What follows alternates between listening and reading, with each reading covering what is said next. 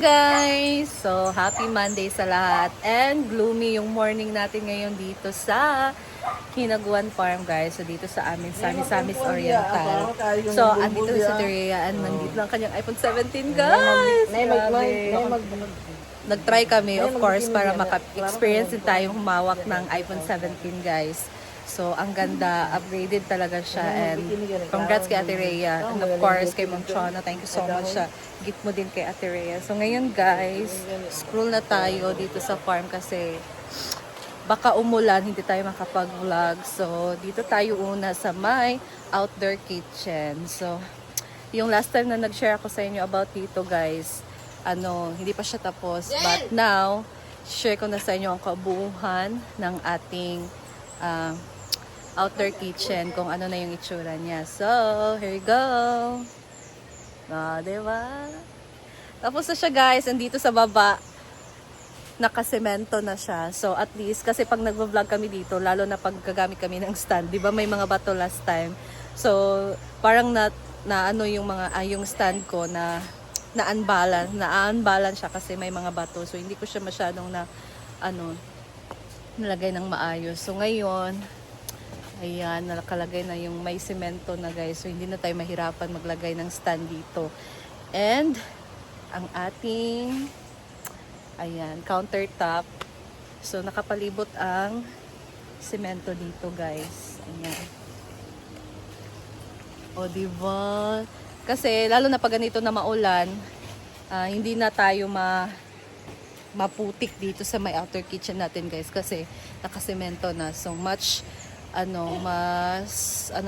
malinis, mas hindi na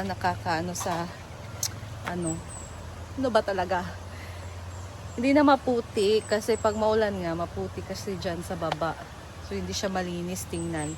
And ito na din ang ating countertop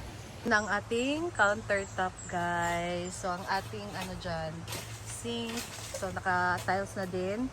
And dito lang na part guys, hindi na nilagyan siya ng tiles kasi madudumihan din naman yung tiles pag naglagay tayo dyan. And dyan naman tayo nagluluto. So ganyan lang, bali half lang.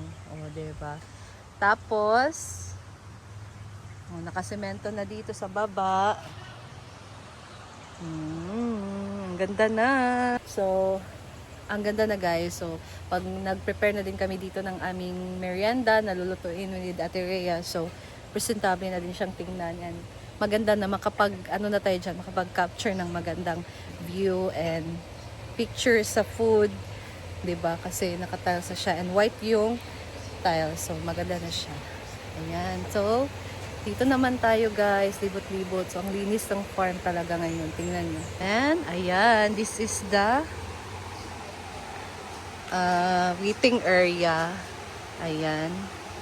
So, ang linis ang waiting area natin, guys. Ha? Naglibot ko sa...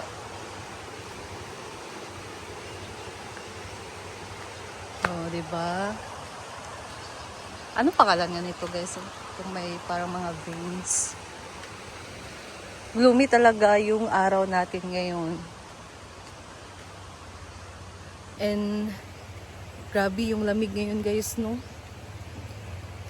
Dahil daw sa amihan, so grabe yung lamig paggabi talaga. Kahit nga ngayong umaga, yung pagbiyahe ka, malamig talaga siya guys. So, sa Bukidnon ngayon, doon sa may Dahilayan, nasa 17 degrees na yung temperature nila doon. So, sobrang lamig talaga. Paano na lang kaya, malamig na nga dito, paano na lang kaya doon sa Bukidnon? And, nag-change na din talaga yung weather. Tapos dito na tayo sa my function area. So nag-stop muna sila guys. And this is the update sa pinapagawang bonfire ni Madam. And para siyang jacuzzi pala tong isa guys. Hindi ko alam. So tingnan natin. Tingnan nyo guys. Ayan. O diba? So, bonfire, pwede siguro maglalagay pa si Madam dito ng mga upuan. Ayan. So, yung last time na nakita natin to, na-share ko sa inyo, ay para pa siyang chiffon cake. So, ngayon, ano nang itsura? Oh. So, sa gitna, syempre may butas kasi Syempre, dyan mag-bonfire. Ayan. And, ayan, the view.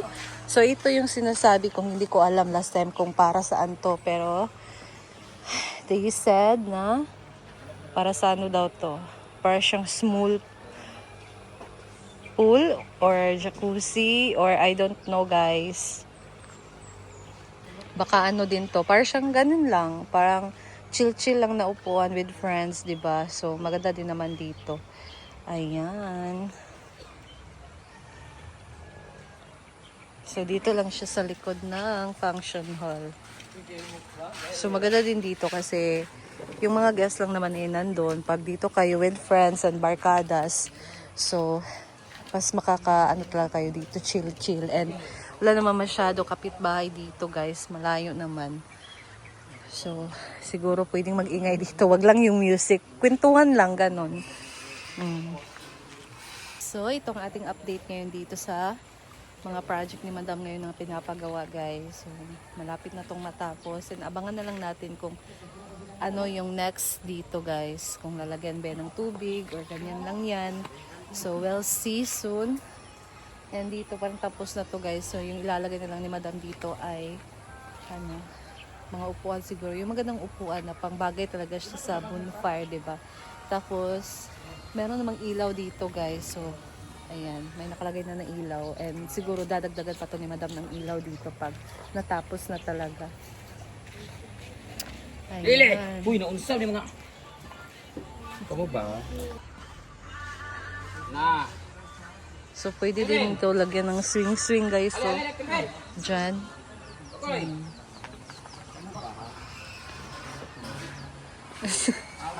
Mga aso. So, picturean muna natin to, guys.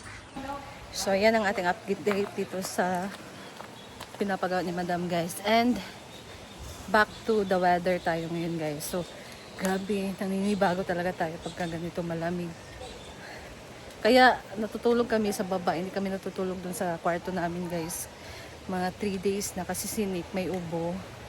And, sobrang lamig kasi dun sa taas. Pag cladding, guys, ang lamig. Ang lamig talaga ng room.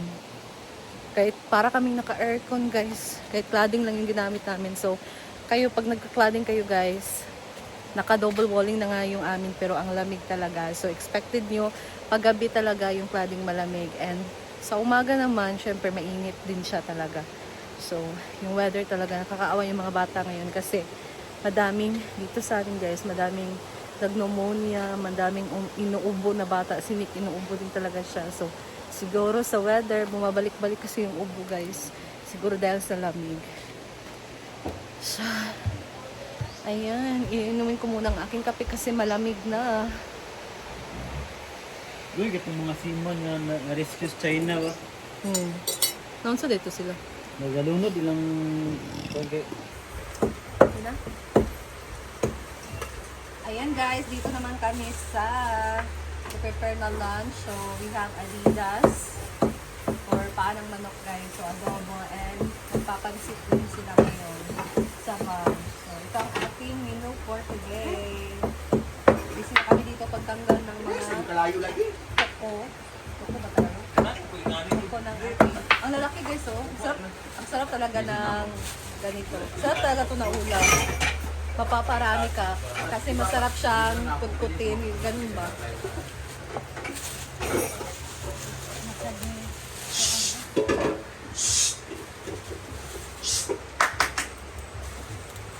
Ayong Adidas, guys, or itong chicken feet. Nag-adobo na si Vicky dito, or I think baka pinalambot pa. Tingnan natin.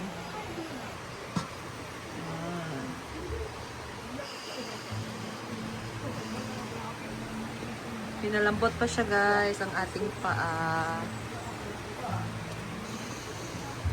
Chicken feet. Iba na hindi kumakain talaga nitong chicken feet, guys. Kasi yung iba, sabi nila madumi daw. But they don't know na chicken feet ay may source of collagen. Yes, nagbibigay ng collagen ang chicken feet, guys. Kaya masarap din talaga siyang kainin. Diba? So, nag-enjoy ka pang kumain ng chicken feet, may collagen ka pang nakukuha.